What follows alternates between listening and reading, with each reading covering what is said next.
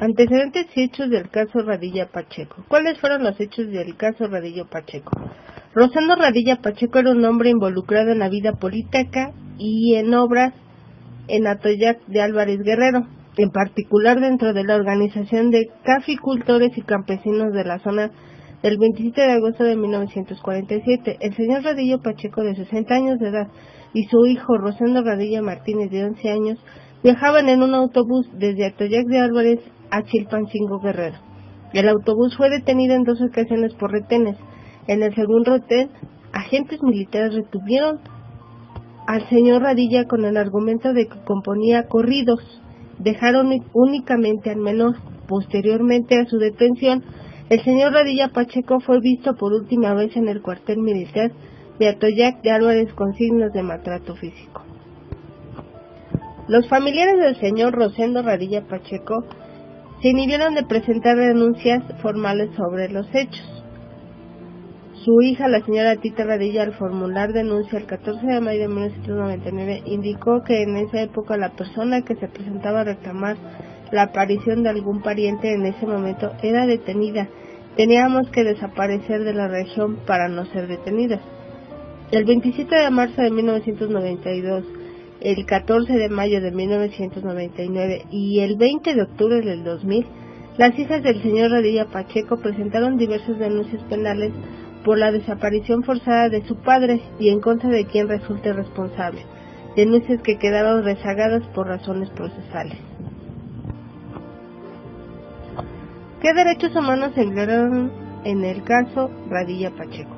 Por una falta de respuesta efectiva del Estado mexicano en cumplimiento de las recomendaciones emitidas sin dicho informe de fondo relacionado al caso Rosendo Radilla Pacheco, el 15 de marzo de 2008, la CIDH demandó al Estado mexicano ante la Corte Interamericana de Derechos Humanos por la violación al derecho al reconocimiento de personalidad jurídica, artículo 3, derecho a la vida, artículo 4, derecho a la integridad personal, artículo 5, derecho a la libertad personal, artículo 7, derecho a las garantías judiciales, artículo 8, y derecho a la protección judicial, artículo 25, y en conexión con la obligación de respetar los derechos, el artículo 1.1. Todos estos derechos consagrados en la Convención Americana sobre Derechos Humanos. Por su parte, los representantes de las víctimas demandaron al Estado mexicano no solo por los derechos consagrados en la Convención Americana, sino también por violaciones a la Convención Interamericana sobre Desaparición Forzada. ¿Cuáles fueron las recomendaciones que hizo la Corte Interamericana de Derechos Humanos al gobierno mexicano en el caso Radilla Pacheco? En primer lugar, al ser el caso Radilla el primer caso en que la Corte IDH condena al Estado mexicano por violaciones graves a derechos humanos, ordenando una serie de medidas de reparación en concordancia con la gravedad de las violaciones, las autoridades mexicanas se vieron forzadas a establecer criterios por el cumplimiento de esta sentencia y de otras sucesivas que emiten por parte de la Corte IDH. En este sentido, la Suprema Corte de Justicia de la Nación inició un proceso de consulta a trámite para establecer las obligaciones que para el Poder Judicial de la Federación derivan la sentencia en el caso Radilla. En la resolución a dicho proceso, en julio del 2011, la Suprema Corte estableció en primer lugar que las sentencias de la Corte IDH en las que México sea parte son obligatorias para todas las autoridades mexicanas, siendo únicamente orientado en los criterios contenidos en sentencias en las que México no es parte. ¿Cuál de esas recomendaciones que hizo la Corte Interamericana de Derechos Humanos ha llevado a cabo el gobierno mexicano hasta la fecha? Asimismo, siguiendo los criterios establecidos por la Corte IDH, la Suprema Corte estableció que todos los jueces mexicanos, en el ámbito de su competencia, están facultados para hacer un control de convencionalidad. Esto es, aplicar a tratados internacionales de derechos humanos en los casos que conocen aún en perjuicio de la legislación mexicana.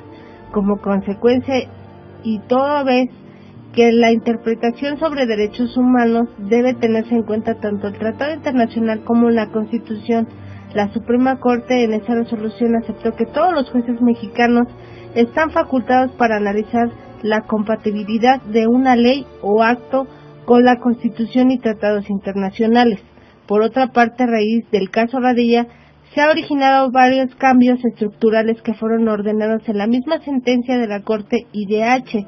En la misma resolución de julio de 2011, la Suprema Corte estableció que los jueces militares no eran competentes para juzgar a militares acusados de violar derechos humanos, ordenando que dichos casos sean turnados a la Justicia Ordinaria Federal.